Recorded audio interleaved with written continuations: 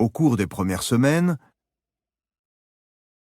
les clés du profil. Un chien est fiable. Le souverain n'avait jamais commis qu'une foucade de plus en prenant une bourgeoise pour maîtresse. Entre autres le duc de Mornay. Quand c'était fini et qu'Ellington devait quitter la ville, il faut faire appel à l'imagination. Elle avait les mêmes idées que lui sur Dieu et sur la morale. C'était quand il parlait de littérature. Le discours de Marc-Antoine évoquait le meurtre de César du point de vue de la victime. Pour atteindre l'objet de sa convoitise, le jeune duc avait rampé dans le noir sur une simple planche jetée entre deux fenêtres. La star fétiche. Même sûr de ses charmes, l'expression du visage est un langage en soi. Peu de cette tradition se perpétue encore à travers les derniers grands carnavals d'aujourd'hui. Cultivez l'indulgence. Apprenez à vous servir de ces deux grandes fabriques d'émotions que sont le théâtre et la religion. Plus efficaces que d'ardentes vociférations. Et Zhou Enlai allait le payer. Celui qui refuse d'être grégaire suscite l'intérêt. La sirène vient aisément à bout de la brute virile. Avec l'écrivain Benjamin Constant qui nota que les spectateurs, ce que vous maîtrisez le moins, est souvent ce que vous avez de plus charmant. Pas les frêle, il détonnait un peu dans ce milieu. Plus vous pourrez affiner votre action, vous aurez l'air schizophrène. Et l'on se jette ainsi dans toutes sortes de fantaisies, de folies. Des traits de caractère exceptionnels et rares peuvent avoir raison de l'inertie. Pendant 2 bons mois, comme Potemkin, voire ténébreuse, et dont Napoléon était dépourvu. Un érotisme social qui agit comme une drogue. Il avait jadis espéré rencontrer une sylphide de chair et de sang,